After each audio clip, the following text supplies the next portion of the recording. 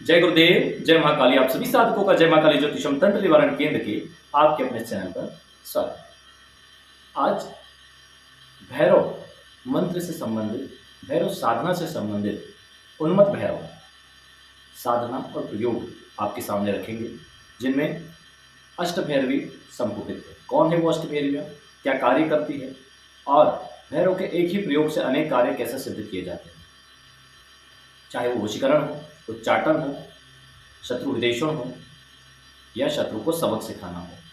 कैसे उन्मत्त भैरव प्रत्यक्षीकरण हो सकता है, उन्मत्त भैरव कौन है, ये सारी जानकारी देंगे। उससे पहले साबर मंत्रों से संबंधित एक चैनल हमने शुरू किया है, लेकिन समय ना होने की वजह से उस पर 2 से ज़्यादा वीडियो हम नहीं डाल पाए। और चूँकि नवरात्र थी तो यहाँ पर भी आप लोगों को टाइम से वीडियो नहीं मिल पाते हैं। अब थोड़ा फ्री हुए हैं, आप लोग नीचे लिंक दे दी गई है उस चैनल की, वहाँ से आप उस पर जा सकते हैं। डिस्क्रिप्शन में लिंक दी हुई है, वहाँ से आप साबर मंत्र के उस चैनल पर जा सकते हैं, क्योंकि अब वहाँ पर कुछ विशेष साधनाएं दी जाने वाली है जो साबर से संबंधित है। यहाँ हम साबर मंत्रों से संबंधित ज़्यादा साधनाएं प्रेषित नहीं करते, क्योंकि यहाँ पर एक अलग तरीके की साधनाएं हो रही है।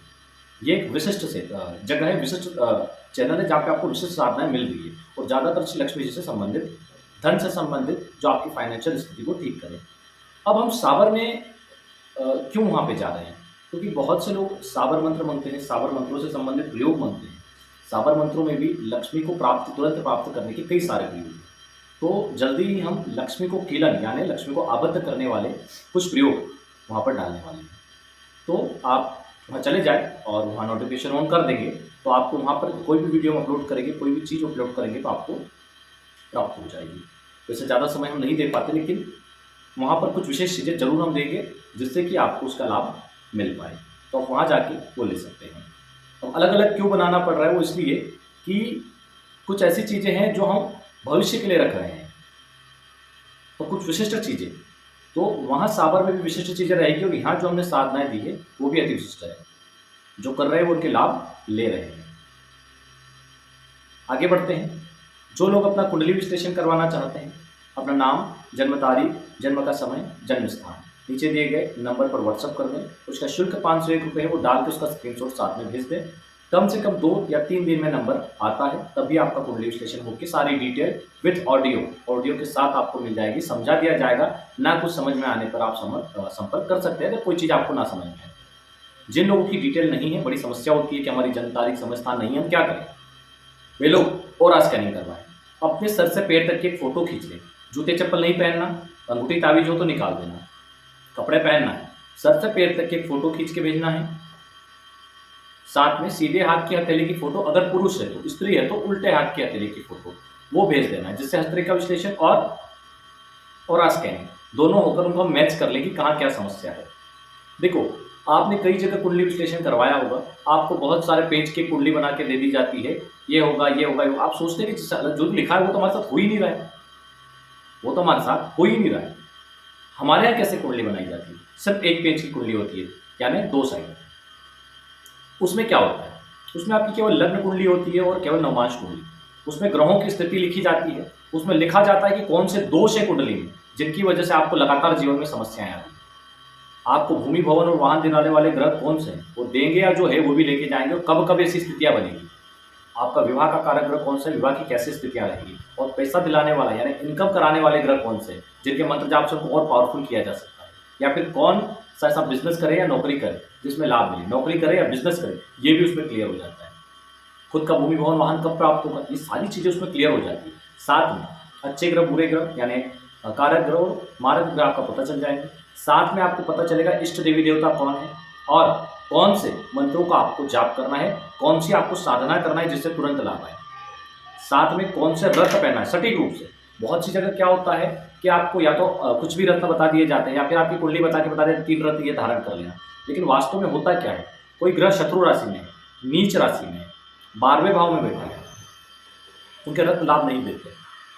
ये हमारे प्रैक्टिकल अनुभव है, तो नुकसान करते हैं। बहुत सी जगह क्या होता है, लोग नीलम को और पन्ना को एक साथ पहन लेते हैं, या फिर नीलम को और लसुनिया को एक साथ पहन लेते हैं, क्योंकि उनकी कुंडली में वो चीज़ें आई हैं, लेकिन नहीं पहनना चाहिए। नीलम या पन्ना में से जो भी आपका भाग्य रत्न हो उसको धारण कर लें। 5 कैरेट, वो भी 8.25 रखती है, मतलब 5 कैरेट मतलब 8.5 के लगभग। अब होता क्या है, लोग दोनों को धारण करते हैं। शनि और बुध की युति प्रेत दोष का निर्माण करती है। जब दोनों को आप धारण करेंगे तो आप उसके नुकसान उठाएंगे। अब बहुत सी जगह हमने देखा है, उनको किसी ने राय दे दी, उन्होंने अंगूठी तो बनवा ली शनि की और पहन भी ली, लेकिन उसको पंच धातु की जगह उन्होंने चांदी में बना लिया।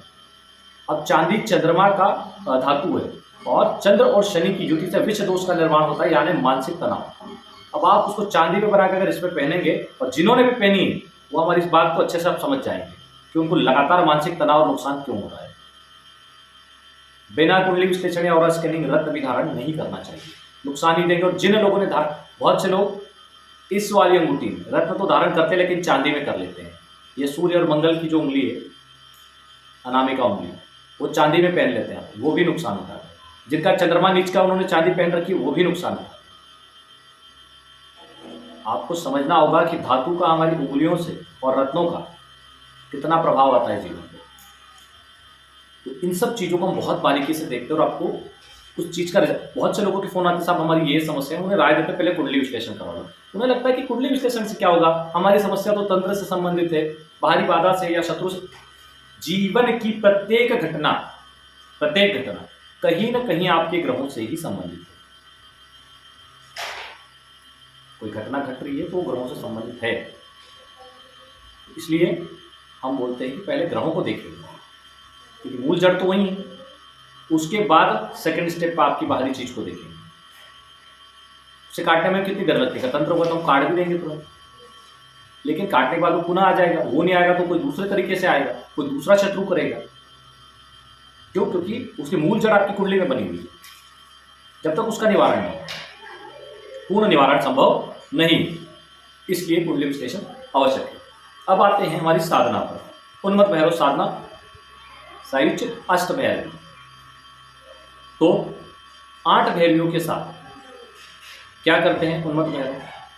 सदैव प्रसन्न रहने वाले और शत्रुओं का पूर्ण रूप से दमन करने वाले, अपनी अष्ट भैरवियों से अपने समस्त साधकों का हित करने वाले उन्मत्त भैरव, सदैव निश्चिंत और अपने साधकों पर पूर्ण कृपा करने वाले उन्मत्त भैरव, जिनके अधीन समस्त भूत प्रेत हैं, जिनके माध्यम से अपने समस्त भक्तों की इच्छाओं को पूर्ण करते हैं। आप कभी भी भैरव साधना करें, चाहे उन्मत्त भैरव साधना करें या कोई और भैरव साधना, जब वो सिद्धि की ओर आती है तो आपको या तो बड़ी दुर्गंध आएगी या भूत प्रेतों की आवाज़ें आने लगेगी, गंभीर आवाज़ें, डरावनी आवाज़ें, कुत्तों की भौंकने की आवाज़ें, ऐसी जो सिर्फ आपको सुनाई देगी, किसी और को नहीं। इसका होता है मतलब कि कहीं ना कहीं आप सिद्धि के करीब है। आपने पहला पायदान पार कर लिया है, जहां आप पे भैरव जी की दृष्टि पड़ गई है। आप सिद्धि के लिए पहला पायदान चढ़ गए, अब आपको और तेजी से आगे बढ़ना। ये होती है भैरव जी की कृपा। उनकी साधना विशिष्ट तरीके से होती है। जैसे हमने कहा कि धन से परेशान है तो सोनाकर्षण भैरव कर लें, शत्रुओं से परेशान है तो शमशान भैरव कर लें, जमीन जायदाद से कोई जुड़ा मसला है तो पाताल भैरव कर लें, मानसिक तनाव है और शत्रु भी है तो आप उन्मत्त भैरव कर लें, धन भी चाहिए तो उन्मत्त भैरव कर ले, शांति चाहिए उन्मत्त भैरव कर ले, सिद्धि चाहिए उन्मत्त भैरव कर ले, वटुक भैरव कर ले। तो भैरव साधना अनेक प्रकार की इच्छाओं को पूर्ण करने वाली है। कई बार क्या होता है, व्यक्ति पे तंत्र हो जाता है, उसके मंत्र आदि काम नहीं करते, क्योंकि शत्रु हमेशा आपकी जिव्या, मंत्र, बुद्धि कीलन करते हैं। वो प्रयोग करने के बाद ही आप पे दूसरा कोई प्रयोग करेंगे, आपको असहाय करने के बाद। तो इसलिए पहले अपने ऊपर देख ले कोई तंत्र आदि क्रिया ना हो, ग्रहों की स्थिति को ठीक करके आपके जो दोष आदि हैं उनके निवारण कर ले। दोष निवारण और तंत्र बाधा निवारण के बाद यदि आप कोई प्रयोग करते हैं, सफल होता है। हमने चैनल पर माता महाकाली का, माँ धूमावती का 1 दिन का प्रयोग दिया है, उसको करने से दरिद्रता निवारण में आपको सफलता मिलेगी। फिर आप अघोर लक्ष्मी, स्थिर लक्ष्मी, अटूट लक्ष्मी, सोनाकर्षण भैरव, बहुत सारे प्रयोग, नागेश प्रयोग, उधारी का पैसा फंसा हुआ है नागेश प्रयोग करिए, कोई शत्रु बार बार डराता धमका है मुंडमालिनी प्रयोग करिए, उसके दिल में आपके लिए भय बैठ जाएगा। बहुत सारे प्रयोग दिए, लेकिन लोग करना नहीं चाहते, उनको सीधा चाहिए महाराज आप कर दीजिए। कुछ तो मूर्ख ऐसे भी है जो बोलते साहब आप हमारे लिए सिद्धि करके हमें दे दीजिए। एक महाराज का फोन आया था कि साहब आप हमें सिद्धि ट्रांसफर कर दिया, ठीक है 1 करोड़ रुपए लेके आ जाना। बोले साहब इतनी तो मेरी औकात नहीं, उनको सिद्धि धारण करने की भी तुम्हारी औकात नहीं, तुम सिद्धि की कीमत लगा रहे हो, तो तुम्हारी सिद्धि धारण करने की भी औकात नहीं है। तुम्हारी इतनी औकात नहीं कि तुम किसी सिद्धि को खरीद सको। हमें बोल रहे हो कि साहब आप करके दे दीजिए, ट्रांसफर कर दीजिए। ट्रांसफर का मतलब क्या हुआ? आप पैसे दे और हमें सिद्धि के, हम पागल हैं क्या? कोई अपनी सिद्धि क्यों देगा? कोई अपनी सिद्धि क्यों देगा? आजकल बहुत से लोग सिद्धि ट्रांसफर की बात कर रहे हैं, बहुत से लोग कर रहे हो, फिर जब पिट जाते हैं, जब कुछ हाथ में नहीं आता तो रोते रोते कई हमारे पास आते हैं, साहब हमने सिद्धि ट्रांसफर किया, 50,000 दे दिए, 1 लाख दे। अरे मूर्ख हो तुम, जब तुम्हारा समय ही खराब चल रहा है तो तुम्हें सिद्धि कहाँ से मिल जाएगी? छोटी सी बात है समझने वाली कि जब आपके साथ दुर्भाग्य खड़ा है तो आप पैसे देके सिद्धि कैसे ले लोगे और कैसे सिद्धि मिल जाएगी? जिसका समय खराब चल रहा है वो एक बात समझ ले, वो कितना भी कोशिश कर ले, वो बिना उन दोषों का निवारण और बिना साधना के सफल नहीं होगा और अपनी समस्याओं से पार नहीं पाएगा, क्योंकि उसका तो बुरा समय चल रहा है। इन्वेस्टमेंट करेगा तो और फंस जाएगा। उसको इन्वेस्टमेंट उधर नहीं करना, अध्यात्म में इन्वेस्टमेंट करना है, उसको साधना करनी है कि दुर्भाग्य को दूर करने वाली साधना कौन सी है। पहले मैं वो साधना करूंगा, वो कर ली, ठीक है। अब मेरे कुंडली में दोष कौन से हैं, उनका निवारण करूंगा, वो कर लिए। अब मुझे धन प्राप्ति की, तीव्र धन प्राप्ति की कौन कौन सी साधना है, एक लिस्ट बना ली, एक के बाद एक, एक के बाद एक, एक के बाद एक कर ली। जब 8-10 साधनाएं कर ली, उसके बाद वापस उन्हीं साधनाओं में ज्यादा से ज्यादा मंत्र जाप और अनुष्ठान करने लगा। देखो कैसे सौभाग्य दरवाजा खटखटाता है, कैसे सौभाग्य आपका दरवाजा खटखटाता है। लेकिन करना पड़ेगा। जो पुरुषार्थहीन है उनके लिए साधना का क्षेत्र नहीं है। साधना का क्षेत्र केवल पुरुषार्थियों के लिए है, जिनकी आंखों में अग्नि हो, लौ हो, कभी हिम्मत ना हारने वाला, अपनी हर समस्या का समाधान ढूंढने में तत्पर हो, जिसकी कल्पना शक्ति मजबूत हो, जिसके आत्मबल मजबूत हो। साधना में एक चीज हमेशा ध्यान रखना, त्राटक बहुत महत्वपूर्ण है। आप जितना ज्यादा त्राटक करने की क्षमता अपने अंदर विकसित कर लोगे, प्रत्यक्षीकरण उतनी जल्दी होगा। साधना के समय आंख बंद करके साधना करने की आवश्यकता नहीं है। स्टार्टिंग में 1 घंटा 1.5 घंटा कोशिश करो त्राटक को बढ़ाने की। जितना ज्यादा आपका त्राटक बढ़ गया, उसके बाद आंख बंद करो, फिर आपको अनुभव होंगे, दर्शन होंगे, शक्तियां दिखेगी और त्राटक के समय ही आपको प्रत्यक्षीकरण हो जाएगा खुली आंखों से। बहुत जरूरी है त्राटक की प्रैक्टिस। व्यक्ति को त्राटक ज्यादा से ज्यादा समय करना चाहिए। बहुत से लोग करके उसको बंद कर देते, नहीं, बंद नहीं करना चाहिए। त्राटक जितना ज्यादा उसको बढ़ाओ। लेकिन त्राटक अगर आप कर रहे हो तो साथ में चक्षुमति स्तोत्र, चक्षुषी स्तोत्र भी जिसको बोलते हैं, उस स्तोत्र का भी पाठ करो। सूर्य साधना भी साथ में करते जाओ, सूर्य को जल चढ़ाओ, आदित्य हृदय स्तोत्र के पाठ करो। दिव्य ऊर्जा आएगी आंखों में। जिसे सम्मोहन के लिए देखोगे वो सम्मोहन वशीकरण होगा, जिसे क्रोध से देखोगे उसका सर्वनाश हो जाएगा। ये शक्ति है केवल आंखों में। आंख खोलते ही किसी का भी भूत भविष्य देखा जा सकता है, त्राटक और सूर्य साधना से। न पंचागुली, न वार्ताली, न कर्ण पिशाचनी आदि करने की आवश्यकता है। इसी माध्यम से दैनिक साधना पूजा के माध्यम से यह शक्ति प्राप्त की जा सकती है। लेकिन साधक आजकल क्या कर रहे हैं, साधना करते हैं और फिर हिम्मत हार के धीरे धीरे डाउन होते जाते हैं। जबकि हर नया दिन, हर असफलता पे आपको तीव्र गति से आगे बढ़ना है सफल होने के लिए। हर असफलता व्यक्ति को कुछ न कुछ सिखाती है, हर असफलता कुछ न कुछ नया सिखाती है। तो पर इस बार प्रत्यक्ष नहीं करना। अगली बार हमने एक वीडियो में बताया था कि वरिष्ठ गुरु भाई थे, अब तो शायद नहीं रहे होंगे वो, ये बात काफी लंबी है, लगभग 70-75 के लगभग की है। सदगुरुदेव के कोई शिष्य थे, 85 के लगभग की है। सदगुरुदेव के कोई शिष्य थे और 75 बार यक्षणी साधना की थी उन्होंने और 75वीं बार में सिद्ध किया था। बताओ क्या दृढ़ संकल्प रहा होगा। प्रत्यक्ष रूप से 75वीं बार में सिद्ध, जो भाग्यवानी था उसको प्राप्त कर लिया। हम कहते हैं ना, आपकी कुंडली में जो है वो साधना करो, सफलता मिलेगी। क्यों बोलते हैं? क्योंकि आपके अंदर इतना धैर्य नहीं कि आप 75 बार साधना कर लो। बहुत से तो ऐसे बोलते साहब कोई जल्दी होने वाली साधना, हम बोलते 41 दिन कमरे में रह के तारा महाविद्या साधना कर लो, विधि ये है, दिव्य है, ओम तारा तुरी वाला मंत्र जो है उसके माध्यम से कर लो, हो जाएगी। बोल साहब 41 दिन तो रह ही नहीं सकते, फिर कमाएंगे क्या, खाएंगे क्या? अरे तो भाई छोटे छोटे प्रयोग करना। प्रत्यक्षीकरण क्यों चाहिए तेरे को? छोटे छोटे प्रयोग कर और अपने जीवन यापन कर, बाद में करना प्रत्यक्षीकरण जब सक्षम हो जाए। पहले से व्यक्ति 12वीं से ग्रेजुएशन के बाद भी बहुत सारी पढ़ाई और एग्जाम करता है, तब जाके उसे कोई सरकारी नौकरी मिलती है। कितना समय हुआ जीवन का? 18-20 साल दिए, तो साधना सिद्ध करना है तुमको कितने दिन में? 1 दिन, 7 दिन और 11 दिन में। शर्म नहीं आती बात करते? 7 दिन की, 1 दिन की साधना उनके लिए जो ग्रेजुएट है ना, वही यूपीएससी एमपीएससी न जाने कहाँ की परीक्षा देने के उनको अथॉरिटी होती है, पात्रता होती है। वैसे 1 दिन और 7 दिन की साधना उनको सिद्ध होती है जो पहले से इस लाइन में ग्रेजुएट है, सिद्धिप्रद है। बाकी जितने अनाड़ी अनपढ़ गवार है उनके लिए नहीं, उनको पहले पढ़ना लिखना है इस लाइन में, और पढ़ लिख के फिर आगे बढ़ना है। पहले पढ़ो, सीखो, कोई न कोई सिद्धि प्राप्त करो, नहीं तो कम से कम अपने आभा मंडल को ना, अपने ग्रह दुष्प्रभाव, जो ग्रहों के दुष्प्रभाव है, जो दोष है, उनको ही दूर करो और कुछ न कुछ सिद्ध करो। कोई मंत्रों को सिद्ध करो, कोई क्रियाएं करो, तब तो आगे बढ़ोगे। चलो आते हैं हमारी साधना पर। उन्मत्त भैरव साधना, पहले इनके अष्ट भैरवियों के नाम समझ लें और इस साधना का विधान समझ लें,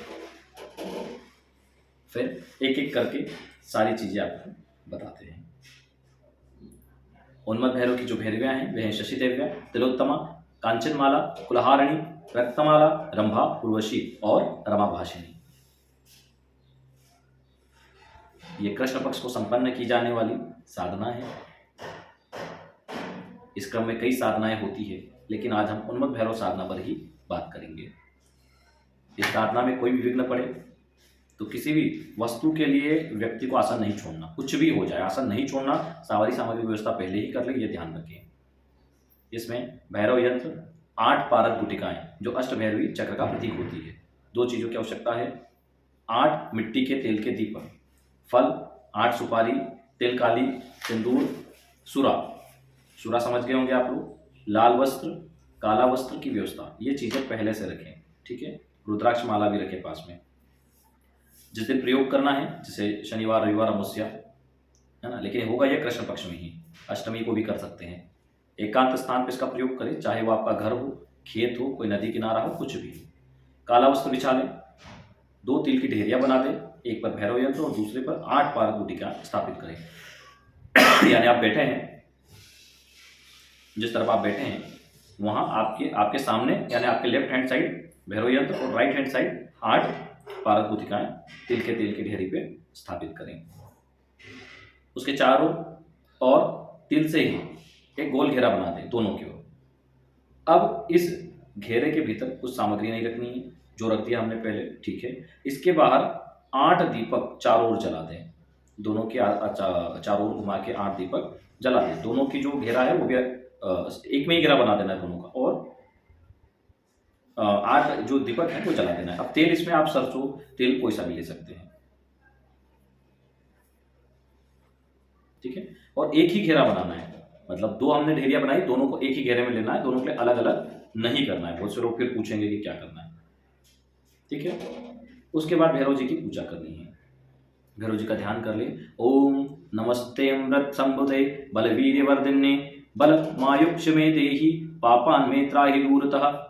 हे अमृत संबूते, मुझे बल, वीर और दीर्घ आयु प्रदान करे, मेरे पाप राशि को ध्वस्त करे। मैं भैरव साधक आपको बार बार प्रणाम करता हूँ, ठीक है। इसके बाद जो सुरा है उसको भैरव यंत्र पे चढ़ाएं, ठीक है। 21 बार थोड़ी थोड़ी करके चढ़ाना है और 21 बार मंत्र बोलना है। ओम विश्व वज्र जालने हन हम सर्वभूतान हुम फट। ओम वज्रमुखे सर फट, ठीक है।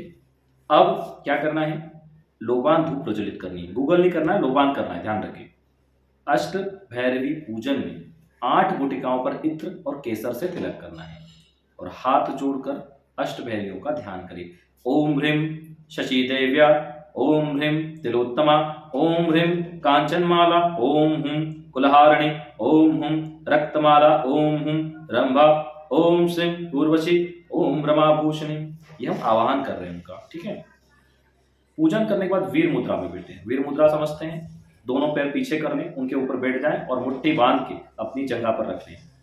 फिर एक पुष्पमाला दोनों के ऊपर अर्पित कर दें और साधना प्रारंभ करें। अलग अलग कार्यों के लिए इसके अलग अलग विधान और मंत्र हैं, उनको समझ लें। जैसे आपको वशीकरण करना है तो ओम हुं स्वाहा, ठीक है। इच्छित व्यक्ति का नाम लेकर इसका उच्चारण करें।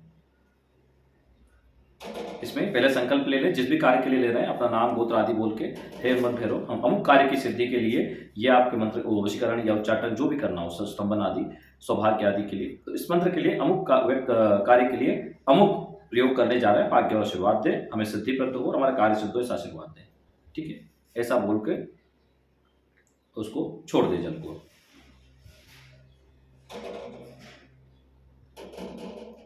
अब इसमें क्या करें, पहले शत्रु का नाम ले वशीकरण में, जिसके साथ अपना वशीकरण करना है, अपना और उनका नाम 11 बार ले ले। उसके बाद ओम हुम स्वाहा ये मंत्र जप करें, 11 माला मंत्र जप करना है। दूसरा इसका मंत्र है वशीकरण का ही, ओम झाम झाम झाम झाम राम राम राम रैम रैम। 5000 मंत्र जप है इसके, यानी 50 माला दोनों का। इसके तो ऊपर वाले की जो दिया था वशीकरण उसकी 11 माला है, इसकी 50 माला है। मूंगा माला से जाप करना है। ठीक है, और द्वितीय मंत्र जो हमने दिया है ये देव वशीकरण में भी काम करता है, जैसे अप्सरा आदि का वशीकरण करना हो तो भी इस मंत्र का प्रयोग किया जा सकता है। उसमें मंत्रों की संख्या बढ़ा ले। जैसे स्तंभन प्रयोग करना है आपको तो उसका मंत्र है ओम ह्रीम महिषमर्दनी लह लह हल हल कट कट स्तंभ स्तंभ अमुक स्वाहा। जिसको स्तंभन करना उसका अमुक मंत्र, अमुक की जगह उसका नाम लिख दे। दक्षिण दिशा की ओर मुंह करके करना है और इसकी रोज 1 माला करनी है। 41 दिन में प्रबल से प्रबल शत्रु स्तंभित हो जाता है।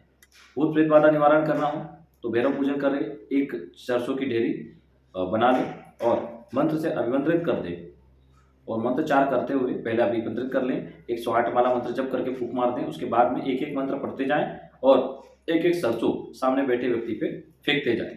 ओम ओम रिम रिम रम रम फट स्वाहा। इतने से प्रयोग से आपकी कार्य सिद्धि होगी। और ये दूसरा वाला जो मंत्र है, द्वितीय मंत्र पहले दिया था ओम झाम झाम झाम वाला, इस मंत्र के माध्यम से उन्मत्त भैरव सिद्धि भी की जाती है और इसी मंत्र से देवताओं को अप्सराओं को वशीकरण भी किया जाता है। ये इस मंत्र का प्रभाव है। यदि आप उन्मत्त भैरव के बारे में ज़्यादा जानकारी चाहते हैं या भैरव भैरवी के बारे में संपूर्ण जानकारियाँ चाहते हैं तो आपको भूत डामर तंत्र पढ़ना चाहिए।